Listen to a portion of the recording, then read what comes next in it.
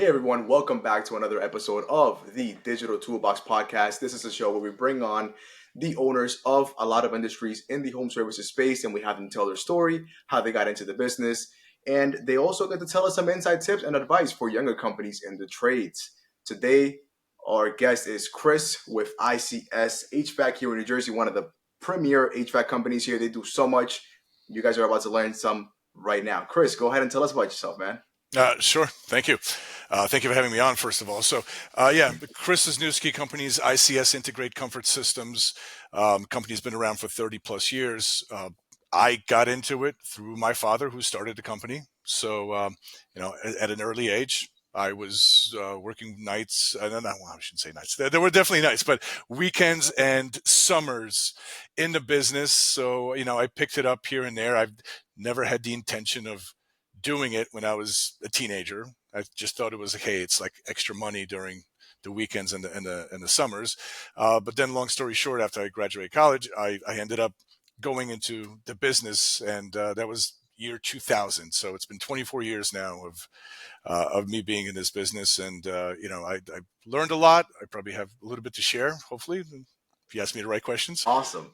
Man, so Chris, you got started 24 years ago, exactly in 2000. So how would you say that things have kind of changed? Now, of course, your role has changed, right, from 2000, but more or less, the jobs that you guys do, how different is it from what you guys were doing in 2000, in the early 2000s? Yeah, so us as a company, we were doing a lot more commercial type work. We've since then added a lot more residential work. That's part of the difference for us, but overall, doing business is way different. I mean, the little thing, I don't know if you heard of the internet, that has drastically changed like almost everything, even as a commercial company, just access to finding work, to finding leads, to finding jobs, and vice versa on the commercial side. So, just a lot of commercial contractors, it's all about relationships. It's about knowing general contractors. So back in the year, 2000, a general contractor would probably have in his Rolodex, right, like 3 or 4 at most HVAC contractors they would go to for their jobs. Nowadays, you have so many venues, electronic through internet venues, where a GC can just put his project up and you'll have hundreds and hundreds of contractors bidding for jobs.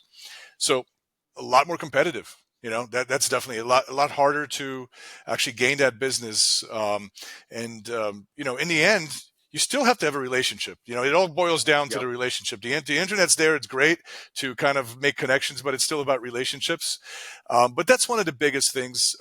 Just the internet changed every industry, everything, but it definitely has changed it for us. And same thing with homeowners too, with residential homeowners finding companies, right? It was the phone book before, or just you asked the neighbor who they used, and they didn't get many choices really.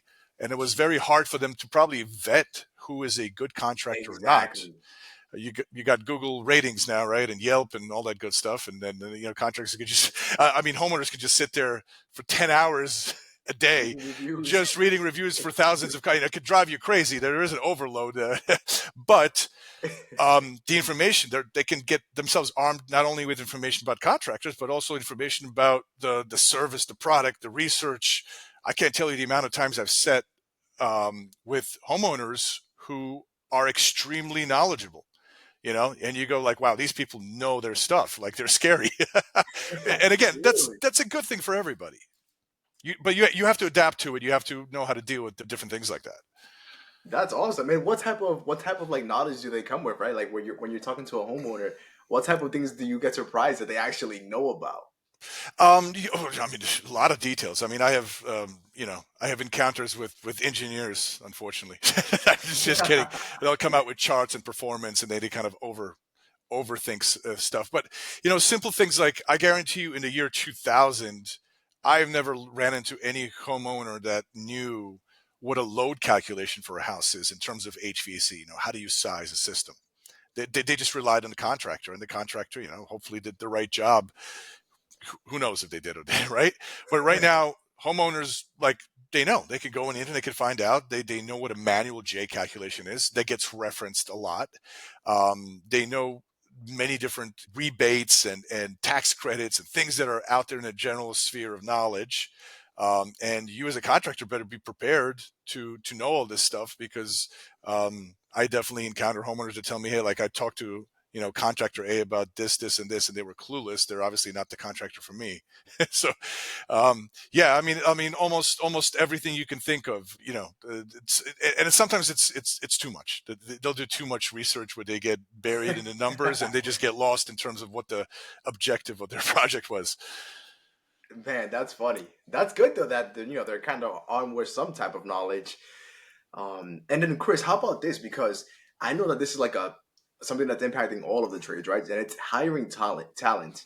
So now we know that nowadays, youngsters coming out of college, they're like the trades, or coming out of high school even. The trades, that's disgusting. Why would I want to go get dirty? Why would I want to go work with my hands? Yeah. What do you think about that? Is it harder now to hire people inside of the HVAC field specifically, or how are things looking? Yeah, 100%. I think all the trades, I can definitely speak that all the trades are struggling with it. The more skilled the trade, the harder it's going to be. I'm going to say, I'm not trying to be biased because I'm an HVAC guy, but HVAC involves thermodynamics, and involves a little bit of electric and a little bit of plumbing, a little bit of construction. It involves kind of a lot, right? So in order to do, and there's different portions of the trade. There's guys to install sheet metal only, but the well-rounded guy who knows how to work on systems, he's got to be smarter. It really isn't just a fallback thing. Right. That's kind of the mistake.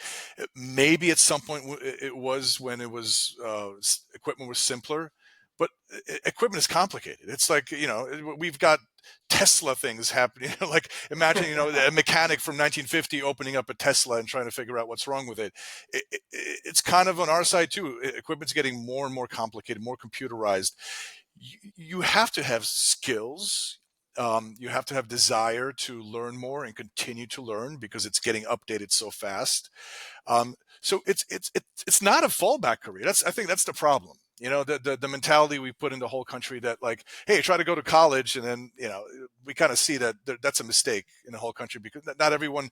First of all, not everyone's cut out for college, but not every college degree has value.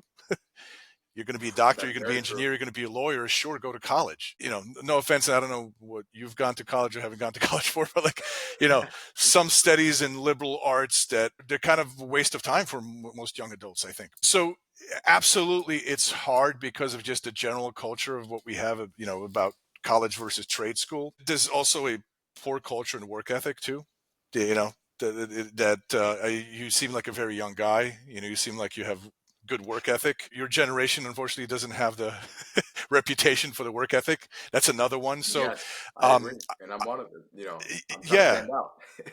Yeah, it's honestly a real thing, and it's like there's a diamond in the rough here and there of guys that are that have that work ethic, and generally speaking, they're going to be like first generation people or something like that. Your typical American younger kid just doesn't seem to have it, and it's sad. A lot of the trades, a lot of what we do is strictly about just humping stuff along, just having a work ethic. That's first and foremost. It's not easy. It's hard. You have to, physically strain yourself a lot of times. It's part of what's required for the job. And, when you have that, along with the ambition to learn and build your technical knowledge, you can become very successful. That's the other part I think that's kind of making its way out into the general sphere, is that you've got plumbers and HVAC guys making between $100,000 and $200,000 if you're good, easy, right? And then you have guys with a marketing degree. Sometimes they can't find a job. So there's a potential here, but it's just like anything else. It's not easy, and it shouldn't be easy, but it's not easy. I've hired guys that seem to have a good head on their shoulders. They're technically savvy too, but they're missing the work ethic, right? It's like there's just something out there in this culture where it's like, I'm not sure if I'm going to show up to work today on time, or I just want some days off here and there because like I'm tired. I mean, you're 22 years old. What do you mean you're tired? It's I good. don't know that like Yeah. it comes from hard work. Why the fuck are you being a slut? Like, why are you being so lazy? Like, do Yeah. something with yourself, man. Yeah, Yeah, I can't stand absolutely. it. And that's the shame because, because you go, this guy's got talent or potential for it. You kind of see it, but you can't work with them because they're not cut out for work. They're trying to just find the easiest path they can. They don't like adversity and all that kind of stuff. And every career path, I mean, I don't care what you're doing, if it's HVC or anything, any career path is going Yeah. to have adversity in it. You got to hump along. You got to put your time in before you start seeing payback and real success in it. And I think that's what's missing. Nobody wants that. They come out of high school and they want to pay me $30 an hour because I heard that that's what you can make here easily. So here I am. I showed up, pay me $30 an hour. Yeah, man, that's kind of it's kind of crazy. And you know what? On that same topic, Chris, I mean, I know that you're a father, right? You mentioned that you have a teenage son. How do you kind of instill the principles that you have, right? That those traditional values. How do you instill that into a kid? If in nowadays when society's kind of molding them to be softer or act how you feel. How do you deal with that as a parent? I'm trying to figure that out. But I think it's just example. It's like, my wife, same thing. Just we don't sit around on the couch even when on our off time.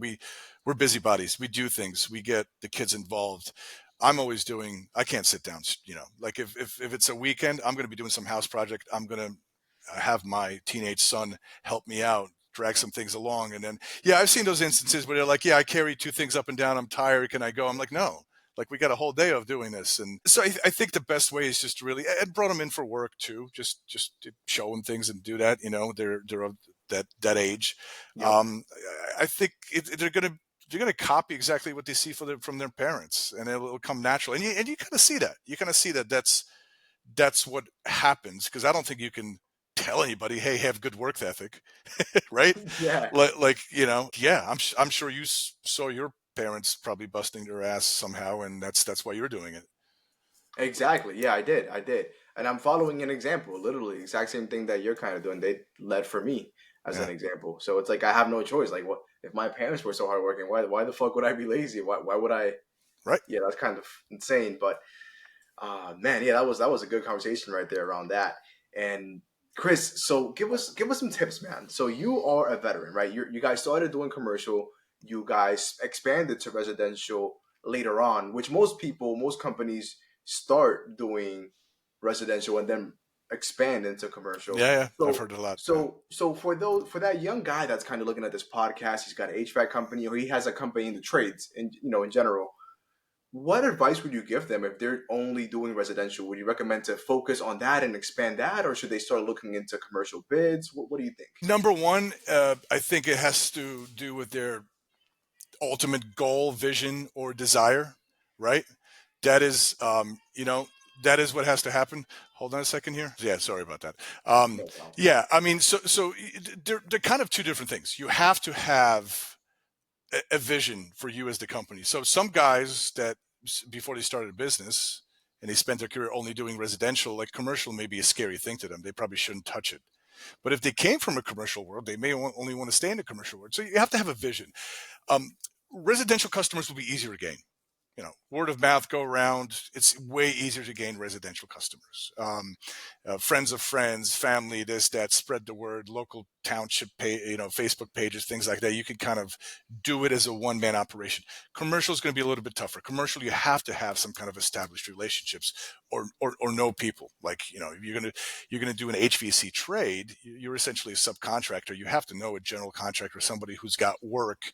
You have a Right. potential relationship with them, and you want to kind of piggyback along with them and get work from them, and that's how you build up, and you find one GC, you find another GC, you get bigger and things like that. But you should never do any of those portions of the work if you're not passionate about which one. Mm. So we do both, right? And they both have pros and cons. With residential, you have to deal with people. That's the worst part about it. Yeah, everybody will tell you the work is way easier, the people are way harder. And commercial is the flip side. The work is more complicated, more involved. But you don't really have to you're dealing with B2B, you're dealing with professionals, right? For the most part, you're dealing with other professional people. You're not dealing with anybody that's emotional in in a house. A lot of aspects. I mean, but that kind of boils it down to essentially what it is. That's a good take on it there. Yeah, your commercial, it's much more complicated, but you're not dealing with with people, with humans. Yeah. That's funny. And then Chris, so then on that same take, then what made you guys want to kind of expand into residential? Because you guys had the commercial going. I would imagine it's kind of like you guys wanted to maximize the or leverage that income from the residential work as well. Yeah. Diversification of revenue streams is definitely one of them. We saw an opportunity to kind of do it. There's different value as far as our end of the home services business of doing residential work than commercial work. We saw a couple things happening here and there as well. So just so I backtracked. The majority of our work, New York City area. Now, we worked outside of New York City, but like 90% of our revenue is New York City. Commercial jobs, and then it kind of got into high-end residential jobs. And high-end residential is essentially like the millionaire or billionaire who's got the penthouse apartments and brownstones in the city.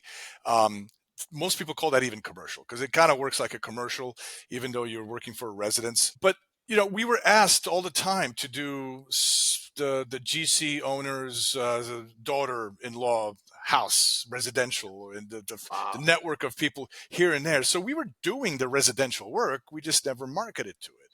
So at some point in time, we're saying like, listen, we're doing it anyway. There's more potential for work. I think it's also easier to scale as a business doing residential work. There's less risk in residential. You're doing a lot more smaller projects, right? Commercial projects tie you down. You get a $1 million commercial project, you're going to be tied down with your assets for some time. If something goes south, right, there's way more risk, and also like you can't take on way more work because there's schedules, there's things. With residential, it's easier to just steadily just add on, and scale at a good rate because you're gaining a bunch of smaller projects. So that's one reason that one of many reasons we did that. Wow. Yeah, that's good too. Yeah, you made a great point right there that residential, you're kind of doing similar jobs over and over, right? So you can have SOPs, you can have your guys will be doing the same work. And now that I just mentioned that word SOPs, how do you guys have SOPs? Do you guys Absolutely, or yeah. how repeatable are you guys? How do the guys follow them? How does that look? Yeah. So this kind of goes back to your original question about the talent, right? So the one thing I didn't actually introduce as part of this conversation, is that I saw a decline in talent, right? So as the commercial work gets a little bit more complicated, as controls and the talent in the field gets less talented, right? It started to have to funnel through all my smart people in the office, and I hate to use that word, but I'm kind of using it, like the project managers and all that knew how to do things, but everything had to go through that. So the funnel, anytime you funnel things in a business, it slows down. So that's another reason why we said, let's get more repeatable work that's easier. You don't need as much of a talented person. And not to say that they don't have talent, it's just there's easier skills, more repeatable over and over and over, versus the commercial world sees a lot more different custom scenarios. It's like, this is way different than that, than this, and that. It's like, it could get very, very complicated. Residential is always kind of just, I got a cookie cutter thing and I'm making, like snowman shaped cookie cutters. So there's a lot of stuff that's repeatable. Right. So that's the nice part. So your operations that you have mapped out, they can get a lot more granular, and we can start kind of fine tuning all of them a lot better. And then you can start to hold people accountable more for following the process. It's a lot easier to hold them accountable as well. But you absolutely have to have SOPs to be successful. Otherwise, it's just a mess. Or otherwise, you're a small-time business where everything's going, again, funneling through you, so that you'll never scale if everything's funneling through you. Yeah. And can you imagine doing all the little paperwork or doing things like that because they were missed? That would hinder your time because you could be focusing on higher profit opportunities within the business, right? Yeah, and I guarantee you, home services space, you're probably dealing with 90% of business owners who that's the way they stay. They can't get past that. They can't get past everything funneling through them. And it's a very difficult thing. You have to take a leap of faith. It's essentially when you start making hires, you're gonna have pitfalls. You're gonna have mistakes. But what you got to do is kind of quickly learn to get past them, and A, hire the right people, and B, hold everybody accountable, and fine tune all of those operations, the way you have the operations laid out and all the procedures. Yeah, couldn't agree more. Yeah, because if the foundation is not stable, then buildings kind of crumble, man. And you know what? How did you guys market yourselves, right? Because you were commercial and then you started doing residential. What were some of the aspects that you guys, or some of the values that you guys even upheld to attain those clients, right? Because of course you guys were doing the general contractors, houses, and the personal stuff. But people that don't know you guys, how did they come to know you? Yeah, so back in the more commercial days, there was no sort of outside marketing for us, and I mentioned to you that's one of those things I kind of a little bit regret. We should have jumped on the marketing and the branding bandwagon a lot sooner, even as commercial contractors. But it was relationship based, all that stuff. So it was all about keeping in front of our customers when we had lots of customers or customers that gave us lots of business that were very important to us. There'd be things like going out to lunch, some gifts and ball games and things of that sort. That's part of marketing. That's part of the networking thing that you're doing. You're keeping front of mind. You're always sort of there, even if there's no job coming from a certain general contractor or so, right? You're always keeping in touch. And I call that marketing because that's essentially, you're trying to sell your business. You're trying to sell services for your business. But yeah, when you transition to the residential world, you got to, you can't concentrate on one client who's going to give you $5,000 worth of work. You got to concentrate on 5,000 clients who are going to give you, $5 million worth of work, or whatever that is. So marketing has to be like just everywhere. And we were new to marketing at some point. When we started marketing, we started hiring people, and we didn't know if it was good, if it was bad in the beginning. So, I personally had to learn the ROIs on each thing we do. And you start to learn like who is a good marketing person, who's not. Right. So that's a learning curve to you as well. Because just like anybody else, like I tell my clients, you can't hire the cheapest HVAC guy because you're going to get exactly what you deserve. I'm sure in the marketing world, it's the same. And I know it's the same. It really is. All across the board, yeah. All across the board. So yeah, you could find somebody that does cheap marketing. Well, what's it doing for you, right? But in the end, I'm going to say that doing a little bit of everything is really what you have to do. You have to do the Google, you have to do the Facebook, and you do different things on each platform depending on what makes sense. For us, Facebook brings us is wonderful at bringing us new leads for people that want new AC systems replaced or brand new to the house, right? Google is great at bringing us people that want service work. Both are not good at the other. Google's not great for a new system. You get leads from it, but really people click on Facebook ads because they see, brand new system, some kind of offer, some kind of a thing, blah, blah, blah. When people want service and their AC or their heating is down, they go to Google. Right. That makes perfect sense from a digital marketing standpoint, right? Because if somebody's AC is not working, first thing they're going to do is going to go on Google and my AC is not working, or HVAC company near me, right? Whereas opposed on Facebook, people kind of treat that almost like a billboard, right?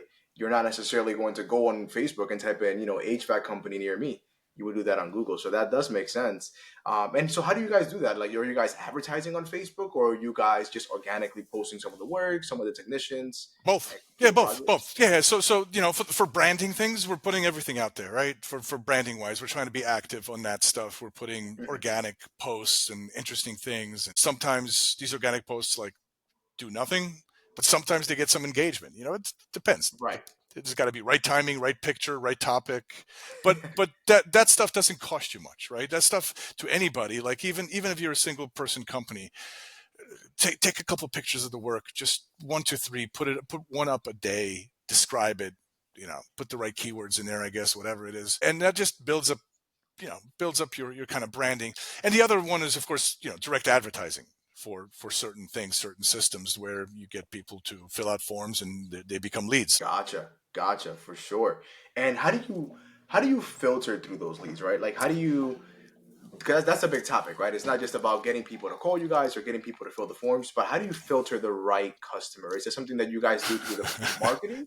Or you Yeah, just do it internally? so that's funny you say that, because every marketing person will tell you there's no such thing as a bad lead, right? Because which is 100% not true. So yeah, I mean, that's a great question, because you have to decide again, what kind of company are you?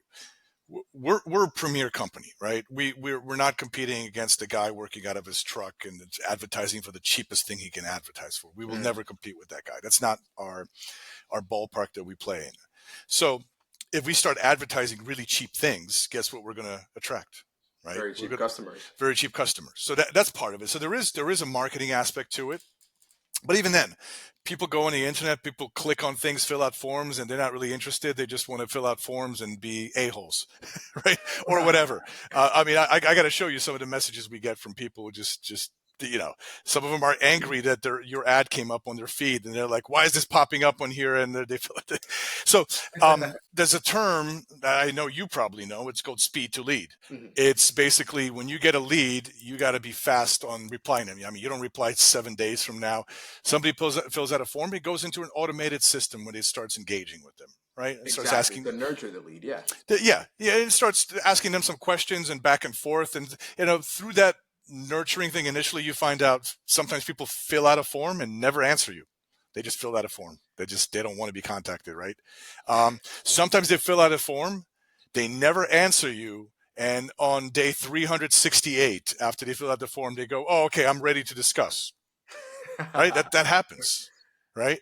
And sometimes through the questions, you figure out, because the Facebook form did an automatic fill or something, they're not even in your state, or what they're looking for, you don't do, or, so there's a good amount of filtering that you just kind of through it. Like, we use Go High Level with the texting, because you can't have a person contact these people. That's not, and especially if you're a smaller company, the smaller companies, I think, are sometimes scared of the marketing, because they think like, well, I'm going to have to call everybody back and like, oh, I got a couple bad leads and like, this is wasting my time.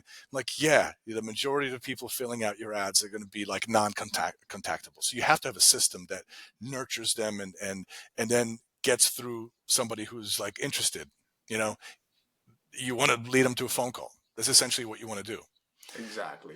And then contact them, have a conversation, and then there's a series of questions, a series of what questions we asked and what questions they give, which will filter them. Are they a good client for us? Are they not? Man, yeah, that's great. That's some great advice there. Yeah, because I do notice that too. A lot of smaller companies are like, oh, but what if I try it and it doesn't work? What if you try it and it does work, right? Yeah. That could be the difference between you staying and working out of your truck and you hiring somebody else. You guys can expand. I'm curious, actually, Chris, because you mentioned you guys use High Level for that. Yeah. So how do you guys nurture those leads? Like, what's your sequence like? How automated are you guys to increase the speed to lead, right? Yeah, it's all done through the various workflows at Go High Level. So depending on where it's coming from, is it coming from a Facebook where they clicked a new system? Is it coming from Google My Business? So there'll be different campaigns for that. And essentially, yes, it's not even AI. It's kind of pre-filled, stuff, but you can definitely incorporate AI. We had a system before where we kind of used a little bit of AI, but I'm not sure it was worth it for us because it wasn't really doing anything great. Maybe AI would be better now. I'm paying attention to the whole AI thing, but we're not incorporating it quite yet. But it starts to engage people. Right away, because you got to remember, sometimes people fill out stuff in the middle of the night. They're probably drunk or high or who the hell knows, right? And then if you get back to them 4 days later, they're like, "Who is this? What ad did I fill out?" So you kind of right away just want to get to them. I mean, so does that answer your question? It does, yeah, it does, and I'm glad that you guys are doing it with an automated system, right? Instead of manually having a reply to every email.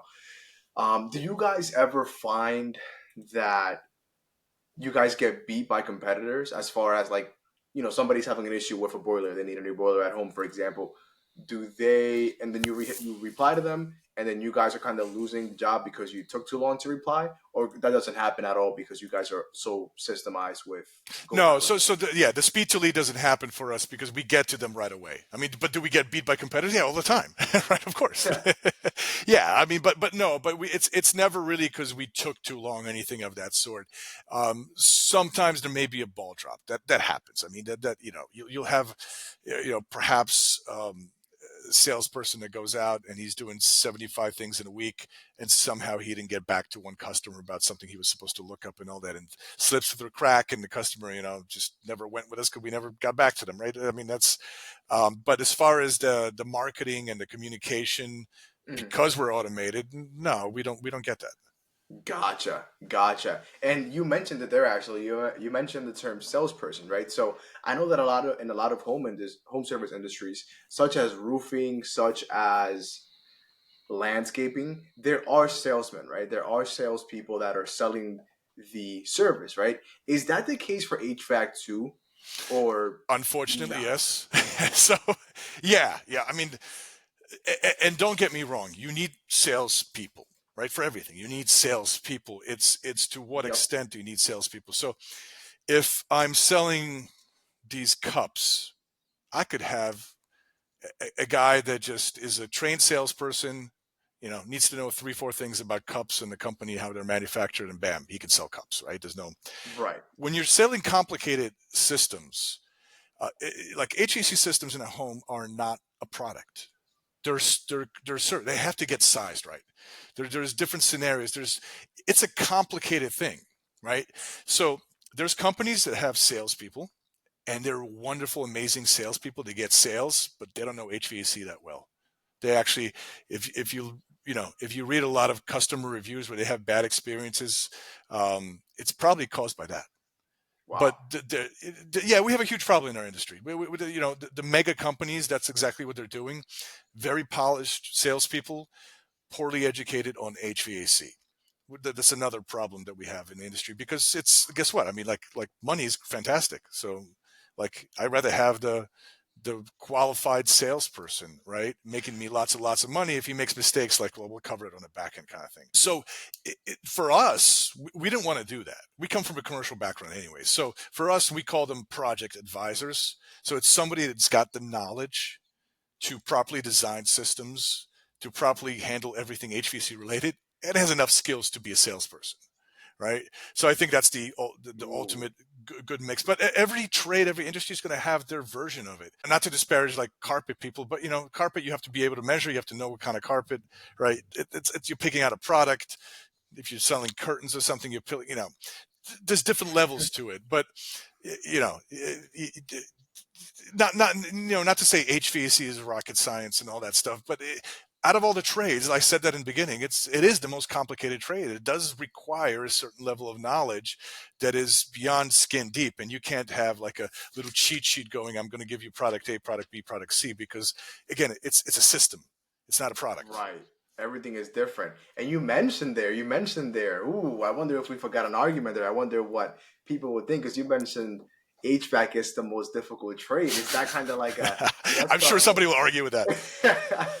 I wonder if it's like, is that kind of the same argument as like, what's the most difficult sport? Is it baseball or is You it know what? something else? Growing up, I'm not a baseball fan. Growing up, basketball and football. I always thought baseball was boring. I kind of still do, right? But I never gave it the respect up until you were talking about my teenage son, right? Up until my teenage son, he plays football too, but he's doing baseball. He's in the baseball team now, and I Uh-huh. learned by taking him to the baseball coaches that, paying attention, it does require the most amount of skill. It's basketball. You got to be tall, lanky, athletic guy, right? Yep. Yep. That's football, big, strong, fast guys kind of thing. In baseball, you can have a short, fat guy, you could have a tall, skinny guy, you can have, doesn't matter. It's about the skill. You got to have the Exactly. skill. You can be And as there's tall as you tremendous want. skill in throwing, and there's tremendous skill in being able to hit. I mean, that's why the best guys only hit a third of, of Yeah, right? Yeah. Somebody that's hitting 300, That's very good. That's amazing. But yeah, so now when I'm older, I kind of learned a little bit. Baseball requires the most skill. The most difficult sport. They always said, Yeah. and I played baseball, right? I was a pitcher, but I have to admit, hitting a round ball with a round bat is the most difficult thing to do in sports. It is. Yeah. I wonder what the people will say though. I wonder because some people probably would say, "Oh no, being an electrician is more difficult than being being an HVAC." What do you think about that? Or plumbing? Um, listen. So it depends what you're doing, and there's different aspects. There's building automation systems and all that, which kind of fall sometimes under HVAC. But the Mhm. typical HVAC guy has to do a little bit of plumbing work that's involved in our work. We have to do a little bit of electrical work controls wise too. So it's like low voltage, high voltage stuff we deal with. So we deal with the same stuff electricians do and more. So that's why I say that it requires a little bit more knowledge of kind of a little bit of everything. So I would guarantee that your typical DIYer at home, if he's doing electrical work, plumbing work, and all this other work, he's probably an HVAC guy. Oh man. Because they know a little bit about all that stuff. I mean, I have friends in the business, and they're plumbers, and they don't touch the electric. They're scared of it. They don't know anything. An HVAC guy touches electric all the time. Wow. Yeah, that is true. I love the fact that you guys kind of do it all though. That's very, very interesting right there too. I mean, maybe it's the reason too that you guys are so advanced, right? Because if from what I've seen and from what other people in that do marketing for the trades, especially digital marketing, we find that like roofing companies, for example, or roofing brands, they are very outdated, right? Compared, like their systems are outdated. Nobody knows who manages the roof. Whereas somebody like a HVAC company, you guys are very automated. Like you mentioned, you're using high level, and I've heard a lot of other HVAC companies that are using a bunch of systems. So that you guys are systemizing more. Yeah. You guys leave maybe a sticker so you know who manages a specific system, right? A roof, most people don't know who changed your roof, right? Yeah. So They don't remember. Like the day after they paid them. yeah, They probably don't even. Yeah. No, that's a tough. And by the way, how often do you need a roofer too? That's the other part of it.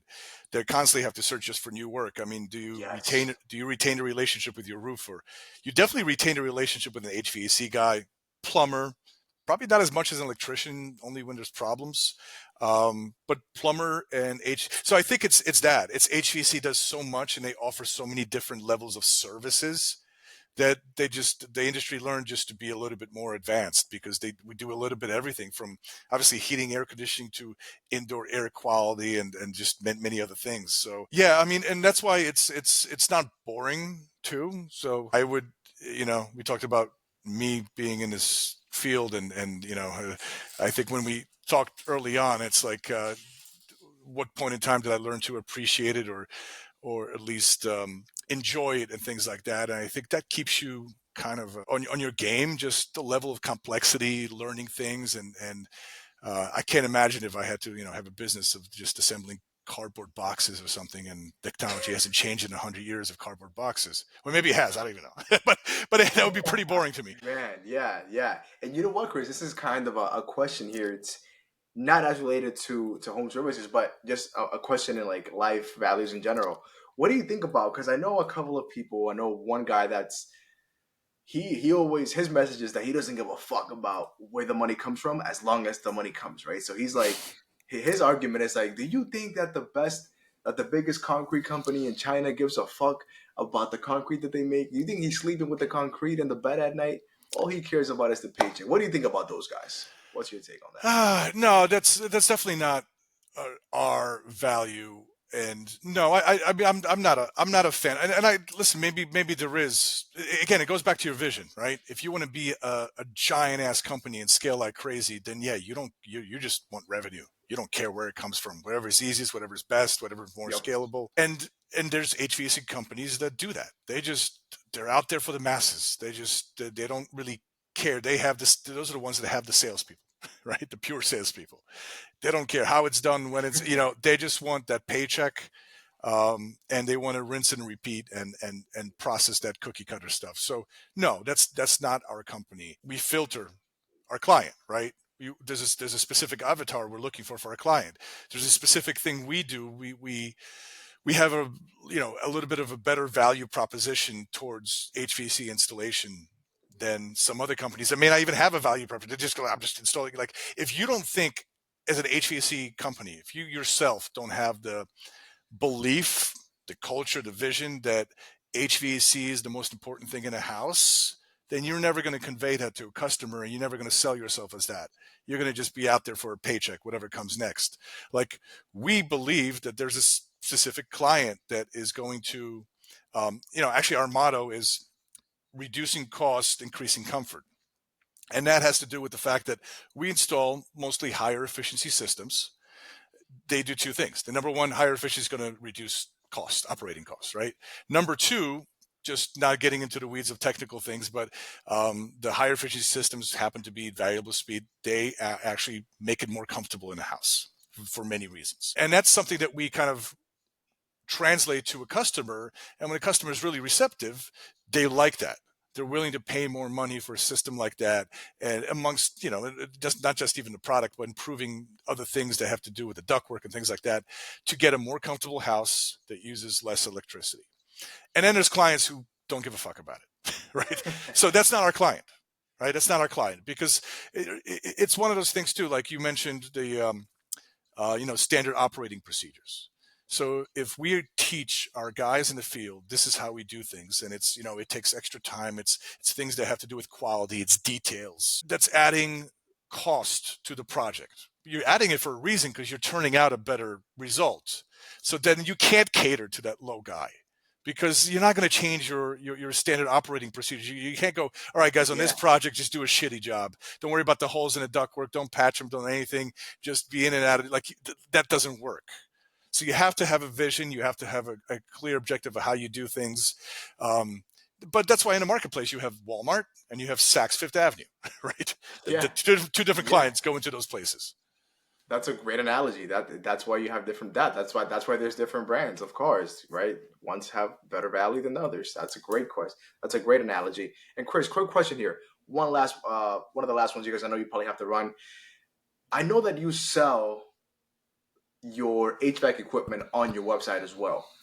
Do clients kind of get confused with, or not confused, but how often do you guys keep that stuff in stock, right? Like, do you guys have all of that in-house that you ship out, or do you guys just install it? No. So that's what you're referring to is sort of getting a pricing quote for having its equipment replaced.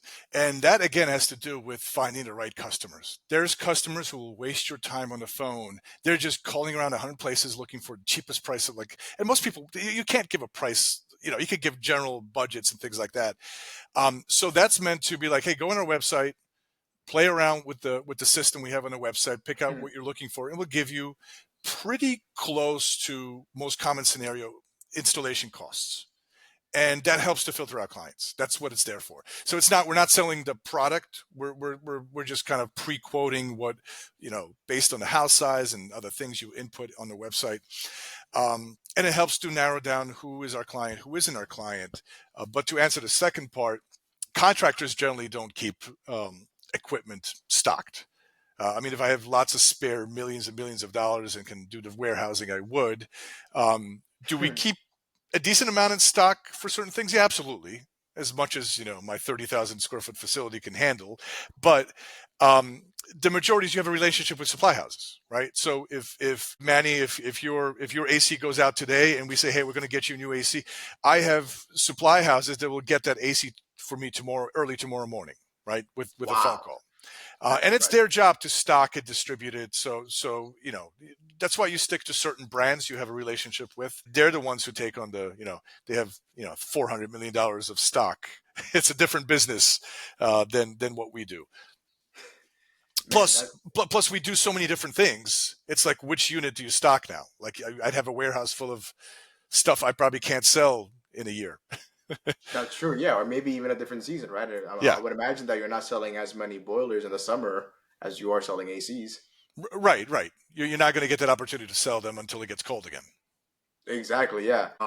Man, that's actually great, and I might even take that tip from you for my own business, right? Because I do get some clients that all they want to know is the price, but maybe if I had the price on the website, they would know right away. And if they're not, if they're like, oh, that's too expensive, they're not going to waste my time or call me. So it kind of gets rid of the tire kickers for you, right? Yeah, yeah, and then as long as you can establish some kind of pricing that is going to be that works, if you're one of those, sometimes you ask auto repair place, how much to fix my car. I'm like, we don't even know what's wrong with your car, right? So it's same thing happens in our business. Like, hey, how much to? We can tell you how much to come out to diagnose, and then people want to know, well, how much is it going to cost to fix it? I'm like, well, Jesus Christ, like we got to get there and figure out what's wrong first. and, That's but you know true. what? That conversation usually ends up being a pretty what I'm going to call a bad client because they're so focused on the price. It's like they don't care about fixing their system. They're like, how much is it going to cost me? And a lot of times they're like, Mm. technician will get there. They'll tell them, this and this is wrong. It's going to be $300 something. They go, oh no, I'm not going to do that. Yeah, they're gonna complain no matter what about the price. It's Yeah, but yeah, anything that's more transparent, more upfront is good for you. It's good for the customer. There's tire kickers in our society. There definitely is. There's people I've seen. I walked into dollar stores to pick something up. I don't shop there all the time, just and I've literally seen a lady. I was in this kind of a story I told my friends that it was just funny because I'm standing next to her. She picks up an item at the dollar store, and I don't know what they go up to, $2-3, all those, I don't know, those items. She puts it in, she goes, this is too expensive. She puts it down like, I'm like, what? what the hell could that have been? Where she puts it down and she talks to herself and goes, this is too expensive. Yeah. So, I mean, listen, if she's not good enough for the dollar store, she's not walking into Saks Fifth Avenue. That is so true. Man, Chris, it's been a pleasure having you on. Do you have some last closing thoughts? Go ahead and first, I want you to go ahead and shout yourself out too as well. How can people get in contact with you if they need your service? I don't know if you do any mentorship, but shout anything that you wish out. Yeah, sure. So our company, we're located in North Jersey. We handle all of North Jersey and New York City. So website is ICSHVAC.com. Phone number 833 ICS HVAC. Um, and we do residential, commercial, kind of what we talked about. I mean, listen. So you're a marketing guy, right? So I mean, I think I'm going to add value here by talking about marketing. I mentioned this. It's that when you have the smaller contractor who may not have the revenue, the cash flow for marketing, and he doesn't see like value in it, you're wrong. Find a way to start marketing. It's an investment that takes maybe a while to pay back. Just because you pay a marketing guy, $1,000 today doesn't mean you're going to get $1,000 of work tomorrow. It's an Yeah. investment. You have to figure it out, but start doing it. Same thing for the commercial guys that work purely based on relationships and they think they don't need any kind of branding. Um, you'll thank me later.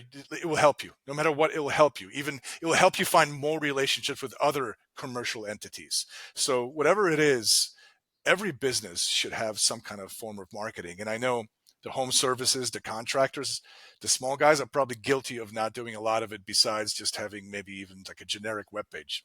And it's way more, I mean, obviously you can tell your own audience that it's way more than just having a web page. 1000%, 1000%. And to go with that, yeah, like you mentioned, some people that do only commercial or they focus mostly on those jobs, they think that they don't need a website. They think they just need to go and shake Chris's hand.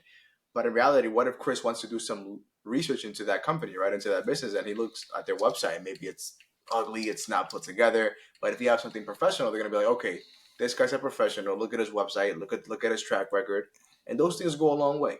So I definitely agree with you. Yeah, absolutely. Awesome. Chris, thank you so much for being a guest on our show.